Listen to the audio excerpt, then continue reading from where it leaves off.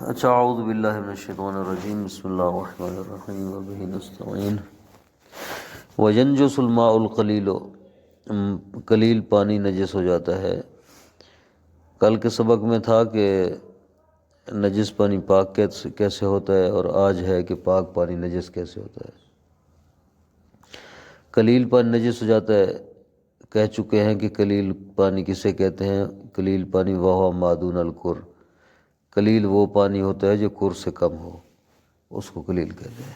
کر کی مقدار بیان ہوئی تھی، مخصوص مقدار ہے جو کر کی، اس سے جو کم ہوگا وہ قلیل پانی کہلائے گا۔ والبئرو، بئر کا عطف ہے قلیل کے اوپر، یعنی ینجس البئرو، کنواں نجس ہو جاتا ہے۔ کنواں کسے کہتے ہیں؟ وہ مجمع ماء نابع من الارض، کنواں پانی کے جمع ہونے کا مقام ہے۔ کیسا پانی؟ جو زمین سے پھوٹتا ہے، نابع ینبع، زمین سے جو پھوٹتا ہے پانی، اس پانی کے جمع ہونے کا جو مقام ہے اس کو بئر کہتے ہیں۔ ولا لا یتعدی غالباً، غالباً اس مقام سے وہ تجاوز بھی نہیں کرتا، وہ پانی وہیں ٹھہرا رہتا ہے، آگے جاری نہیں ہوتا۔ ولا یخرج عن مسماہ عرفاً، عرفاً وہ عرف عام میں کنویں کے نام سے خارج بھی نہیں ہوتا، ہر بندہ جانتا ہے یہ کنواں ہے، کنواں ہر کسی کے لیے مفہوم چیز ہے۔ بالملاقات، با جار اور ملاقات مجرور، یہ جار مجرور مل کر ہمیشہ متعلق بنتے ہیں کسی کے، کسی عامل کے، تو یہ متعلق بنیں گے ینجسو کے، وہ جو عبارت مصنف ہے۔ تو کیا ہوگا معنی اس کا؟ ینجس القلیل والبئر بالملاقات، قلیل پانی اور کنویں کا پانی نجس ہو جاتا ہے ملاقات نجاست سے، جو ہی نجاست سے ملیں گے یہ نجس ہو جائیں گے۔ وہ جو پیچھے بیان ہوا تھا اوصاف ثلاثہ کی بات ہوئی تھی، اوصاف ثلاثہ میں سے کوئی وصف چاہے اس کی تبدیل نہ بھی ہو، تب بھی صرف ملاقات نجاست سے یہ دو پانی نجس ہو جاتے ہیں، کنویں کا اور قلیل پانی۔ علی المشہور فیہما، مشہور قول کی بنا پر، دونوں میں مشہور ہے، قلیل میں بھی اور بئر میں بھی، کہ فقط ملاقات نجاست سے ہی یہ نجس ہو جاتے ہیں، اوصاف ثلاثہ کی تبدیلی کی ضرورت نہیں ہے۔ بل کاد یکون اجماعاً، بلکہ ہو سکتا ہے کہ اجماع بھی ہو، قریب ہے کہ اس بات پر تمام علماء کا اجماع بھی ہو کہ قلیل اور کنویں کا پانی جو ہے وہ نجس ہو جاتا ہے فقط ملاقات سے۔ وَيَطْهُرُ الْقَلِيلُ بِمَا ذُكِرَ، قلیل پانی کیسے پاک ہوگا؟ اسی طریقے سے جو پیچھے بیان ہوا ہے۔ کہا تھا نا کہ وہ جاری پانی کیسے پاک ہوگا، یا جو کر کا پانی ہے وہ کیسے پاک ہوگا، تو کہتے ہیں قلیل پانی اگر نجس ہو جائے تو اس کے پاک کرنے کا بھی وہی طریقہ ہے جو پیچھے گزرا۔ وہ کیا ہے؟ وَهُوَ مُلَقَاتُهُ الْقُرَّةِ، کر سے ملاقات کرے، کر سے ملے، علی الوجہ سابق، اس گزشتہ طریقے پر جو پیچھے گزرا ہے، کر سے ملے۔ کہا تھا اولاقا قرآن، کر سے ملاقات کرے، اب کر سے ملاقات کرنا جو ہے یہ عام ہے، چاہے وہ پاک پانی کی سطح بلند ہو یا پست ہو یا نجس پانی کے برابر، کوئی فرق نہیں۔ یہ بھی ساری بحث وہی اس میں بھی چلے گی کہ قلیل پانی پاک ہو جاتا ہے اگر اس سے کر کا پانی مل جائے۔ وَقَضَى يَطْهُرُ بِمُلَاقَاتِ الْجَارِ مُسَاوِيًا لَهُ او عَالِيًا عَلَيْهِ، اور ایسے ہی قلیل پانی پاک ہو جاتا ہے جاری پانی کی ملاقات سے، جاری پانی جب مل جائے اس سے، قلیل پانی نجس سے، تو قلیل پانی پاک ہو جاتا ہے مساویًا لہو، وہ جاری پانی اس قلیل نجس کے مساوی ہو، او عالیًا علیہ، یا اس پر بلند ہو، یعنی سطح جاری پانی کی قلیل کے برابر ہو یا جاری پانی کی سطح بلند ہو، جب آپس میں ملیں گے تو وہ نجس پانی پاک ہو جائے گا۔ وَإِن لَّمْ يَكُن قُرًّا، اگرچہ جاری پانی کر نہ بھی ہو، جاری پانی چاہے قر نہ بھی ہو، جب قلیل پانی سے ملے گا تو قلیل پانی کو پاک کر دے گا۔ عند المصنف، مصنف کے نزدیک، وَمَن يَقُولُ بِمَقَالَتِ فِيهِ، اور اس شخص کے نزدیک جو اس کے متعلق یہی بات کہتا ہے مصنف والی، جاری پانی کے متعلق، کیونکہ جاری پانی میں اختلاف ہے نا، کہ جاری پانی جس کی مقدار کم ہوتی ہے آیا وہ جاری کے حکم میں ہے یا قلیل کے حکم میں ہے، اس کا کیا احکام ہے؟ ظاہراً مصنف اور مصنف کے جو ہم نوا افراد ہیں جن کی ایک ہی رائے ہے، مصنف کے ساتھ ان کی رائے ملتی ہے، وہ اسی بات کے قائل ہیں کہ جاری پانی چاہے قر سے کم ہی کیوں نہ ہو، چونکہ جاری ہے وہ نجس پانی کو پاک کر دے گا۔ وَبِوُقُوعِ الْغَيْثِ عَلَيْهِ اجماعاً، اور وہ قلیل پانی پاک ہو جاتا ہے بے وقوع الغیث، اس کا عطف کس پر ہے؟ بے ملاقات الجاری پر، ٹھیک ہے، یعنی وہ پیچھے جا رہے ہیں کہ یہ پاک کیسے ہوگا؟ یطہر القلیل بما ذکر وقضا یطہر بملاقات الجاری وبوقوع الغیث، یعنی ویطہر بوقوع الغیث، وہ قلیل پانی کے پاک ہونے کے متعلق بتا رہے ہیں۔ قلیل پانی پاک ہوتا ہے قرب کے ملنے کے ساتھ، جاری پانی کے ملنے کے ساتھ، وبوقوع الغیث، اور تیسری صورت اس کی ہے کہ اس کے اوپر بارش برس جائے، علیہ قلیل پانی پر، اجماع، اس میں علماء کا اجماع ہے، فقہا کا اجماع ہے، یعنی تین طریقے انہوں نے بتا دیے اس عبارت میں قلیل پانی کے پاک کرنے کے اگر وہ نجس ہو جائے تو۔ پہلا طریقہ قر پانی سے ملے، دوسرا طریقہ جاری پانی سے ملے، تیسرا طریقہ اس کے اوپر بارش برسے، تو یہ قلیل پانی جو ہے وہ پاک ہو جائے گا۔ وَيَطْهُرُ الْبِئْرُ بِمُطَهِّرِ غَيْرِهِ مُطْلَقًا، اب کنویں کی بات ہے، کنواں جو ہے پاک ہو جائے گا اپنے غیر کے مطہر کے ذریعے۔ کیا مطلب؟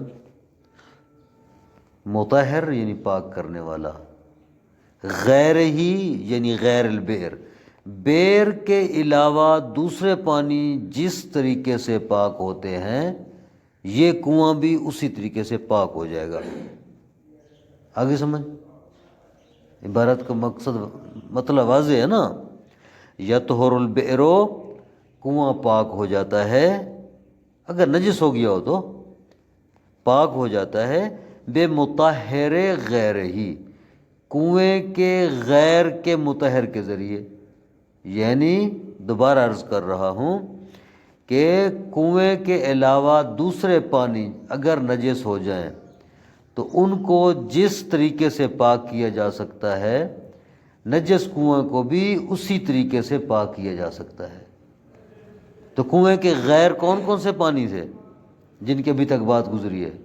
قلیل پانی تھا، قلیل تھا نا، ہم نے کہا تھا کہ اگر قلیل نجس ہو جائے تو وہ ملاقات جاری سے پاک ہوگا، ملاقات قر سے پاک ہوگا، بارش کے برسنے سے پاک ہوگا، اور اس طرح جاری پانی اگر اس کا رنگ بزے کا یا قر پانی کا رنگ بزے کا تبدیل ہو جائے نجاست کی وجہ سے تو وہ بھی ملاقات جاری سے یا لاقہ قرن سے پاک ہو جائے گا۔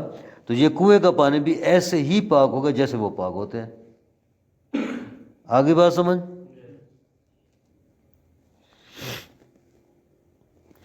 اچھا، ایک تو ہو گئی یہ بات،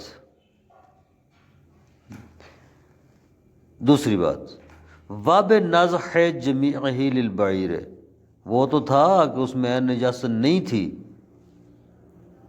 مثلا پیشاب گر گیا وغیرہ، عین نجاست نہیں تھی، وہ پاک ہو گیا، کہتے ہیں وہ پاک ہوگا واب نازح جمیعہ للبعیر، اور وہ کنویں کا پانی پاک ہو جائے گا جب سارا پانی نکال لیں۔ نازح ینزح کہتے ہیں کھینچنا، سارا پانی باہر کھینچ لیں، ینزح وبنزح جمیعہ، پورے کا پورا پانی جو ہے بئر کا اس کو کھینچ لیا جائے، خالی کر لیا جائے کنواں۔ کس لیے؟ للبعیر، بعیر، بعیر کہتے ہیں اونٹ کو، جب اونٹ مر جائے کنویں میں تو سارے کا سارا پانی نکال لیا جائے گا تو پھر کنواں پاک ہوگا، وإلا کنواں پاک نہیں ہوگا۔ بنازح جمیعہ للبعیر وهو من الابل بمنزلۃ الانسان یشمل الذکر والانثی، یہ بعیر ایبل میں سے ہے، یعنی وہ اونٹ ہے، بمنزلۃ الانسان، انسان کے مقام پر ہے۔ کیا مطلب؟ انسان کے مقام پر ہے، انسان کو ہٹا لو، اس کو کھڑا کر دو، جہاں انسان پڑھ رہا ہے وہ پڑھ سکتا ہے۔ کہتے ہیں کہ انسان نو ہے، نو کیا ہے؟ انسان نو ہے۔ اس نو کے تحت بہت ساری جو ہیں اس کے مصادیق آتے ہیں نا، ٹھیک ہے، مثلا مذکر اگر ہے وہ بھی انسان ہے، اسی نو کے تحت ہے، مؤنث ہے وہ بھی انسان ہے، اسی نو کے تحت ہے۔ اسی طرح چھوٹا ہے انسان، بڑا ہے وہ بھی انسان، اس کو شامل ہے، نو ہے نا، نو اپنے افراد کو شامل ہوتی ہے۔ تو کہتے ہیں یہ انسان کی طرح لفظ بعیر بھی کیا ہے؟ نو ہے۔ تو پس تمام اونٹوں کو شامل ہے، چاہے وہ اونٹ مذکر ہو اس کو بھی شامل ہے، مؤنث ہو اس کو بھی شامل ہے، چھوٹا اونٹ ہو اس کو بھی شامل ہے، بڑا اونٹ ہو اس کو بھی شامل ہے، جس نسل کا اونٹ ہو اس کو بھی شامل ہے۔ اس لیے انہوں نے کہا ہے کہ بے منزلۃ الانسان، انسان کے مقام پر ہے، یعنی نو ہے۔ یشمل الذکر والانثی، خود وضاحت کر رہے ہیں کہ یہ مذکر کو بھی شامل ہے، مؤنث کو بھی شامل ہے۔ الصغیر والکبیرہ، صغیر کو بھی شامل ہے، کبیر کو بھی، چھوٹے بڑے کو۔ تو کیا مطلب؟ چاہے اونٹ کا بچہ گر کر مر جائے کنویں میں، اس سارا پانی نکالو، اونٹنی مر جائے مؤنث تب بھی سارا پانی نکالو، اگر مذکر مر جائے اس میں گر کر تب بھی سارا۔ والمراد من نجاستہ المستندۃ الی موتہ، نجاست سے مراد کیا ہے؟ کون سی؟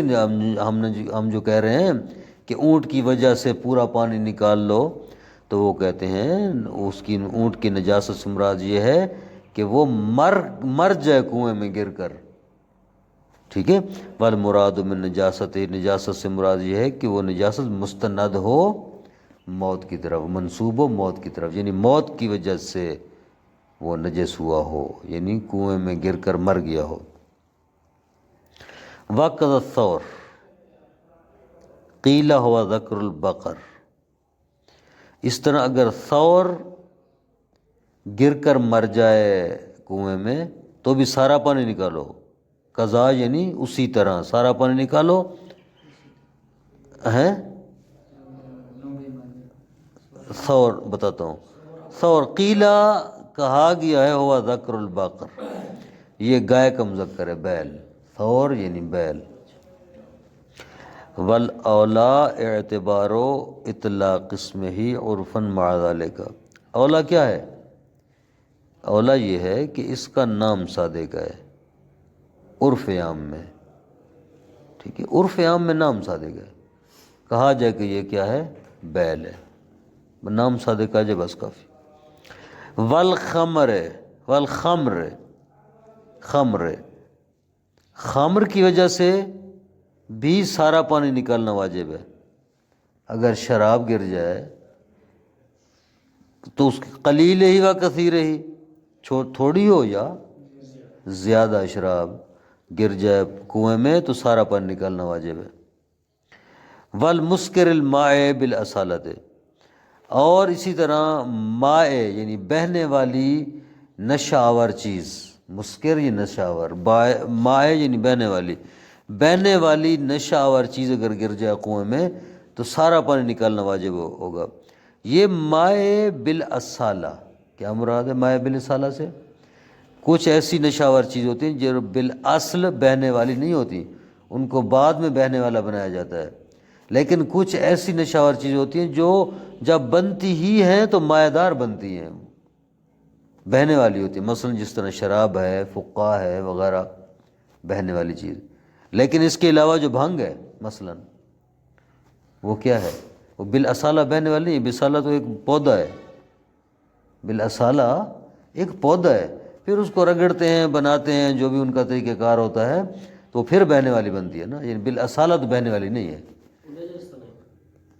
وہی کہہ رہے ہیں نجس نہیں ہے وہ، کہہ رہے ہیں کہ ایسی مسکر جو بالاصالہ اصالتاً بہنے والی ہو، وہ شراب ہے، فقہ ہے، جو بنتی ہی اس انداز سے ہے۔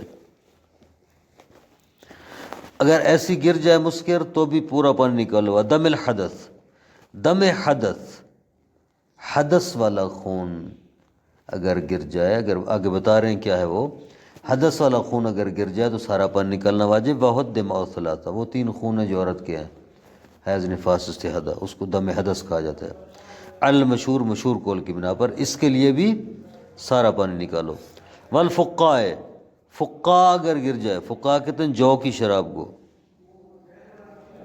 یا ہاں جو کی شراب کو فقا کہتے ہیں، جو کی شراب کو فقا کہتے ہیں۔ اگر یہ فقا گر جائے کنویں میں تو سارا پانی نکالو، واجب سارا پانی نکالیں گے تو کنواں پاک ہوگا۔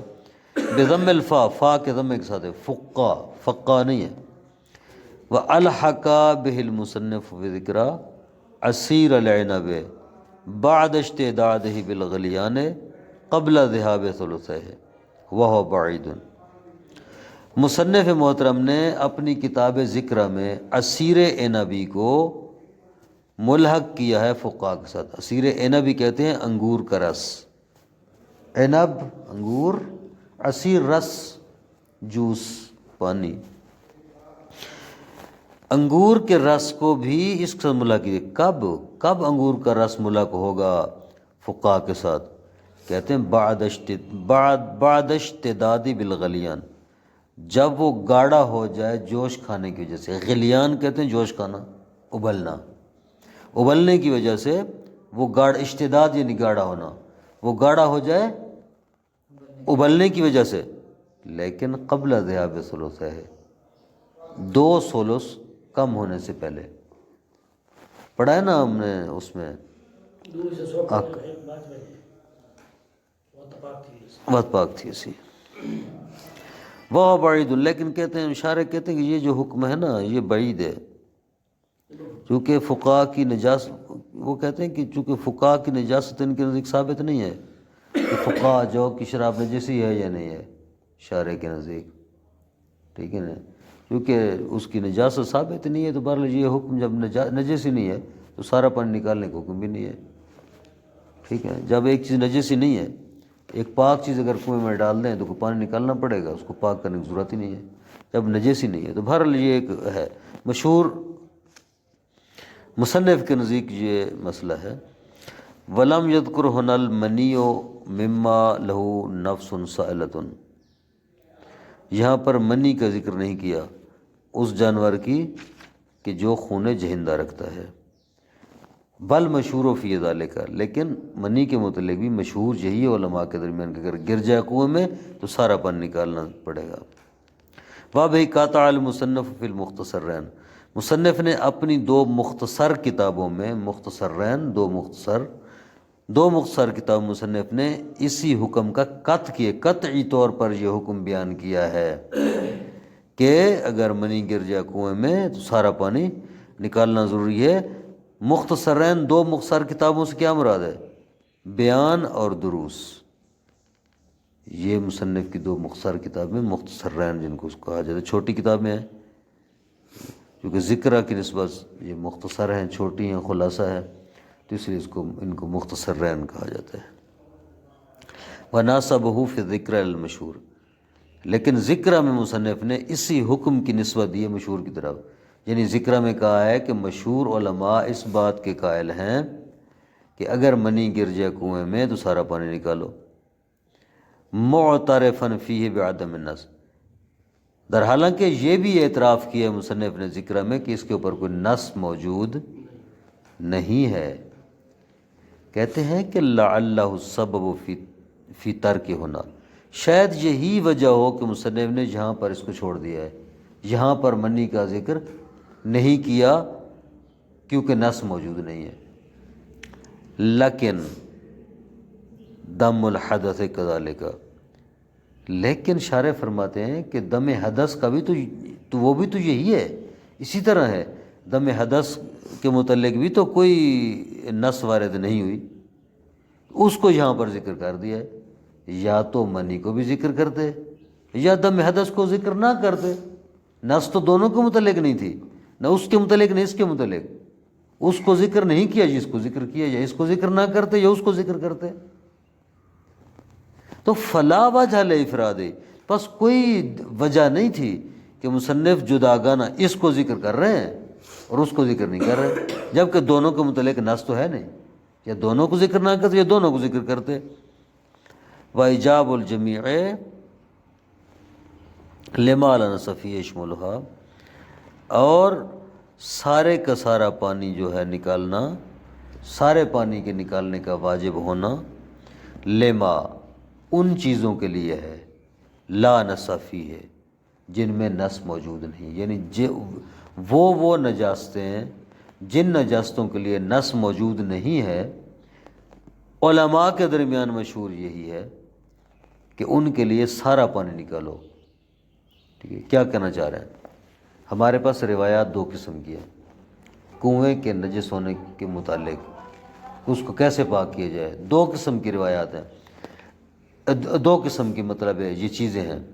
ایک ایسی نجاسات ہیں جن کے متعلق روایات میں آیا ہے کہ اتنی مقدار نکالو، فلاں چیز گر جائے تو اتنی مقدار پانی نکالو، فلاں چیز گر جائے تو اتنی مقدار پانی نکالو، ایک اس قسم کی روایات ہیں۔ اور دوسری روایات، دوسری نجاسات ان کی روایت ہی نہیں ہے، کچھ بھی ان کے متعلق ذکر نہیں ہو روایات میں۔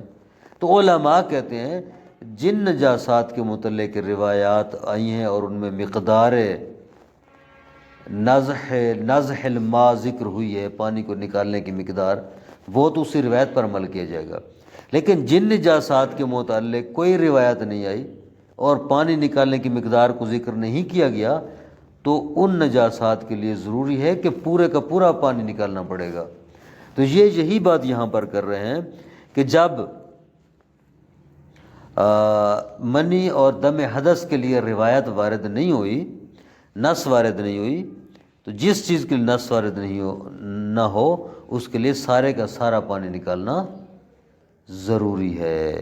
یہی کہہ رہے ہیں وَإِجَابُ الْجَمِيعِ، سارے پانی کے نکالنے کا واجب ہونا، لما اس چیز کے لیے ہے، لا نص فیہ جس میں نص وارد نہیں ہوئی۔ کہتے ہیں یہ جو حکم ہے سارے پانی کے نکالنے کا، یشملہما، یہ ان دونوں موردوں کو شامل ہے، دم حدث کو بھی شامل ہے اور منی کو بھی شامل ہے۔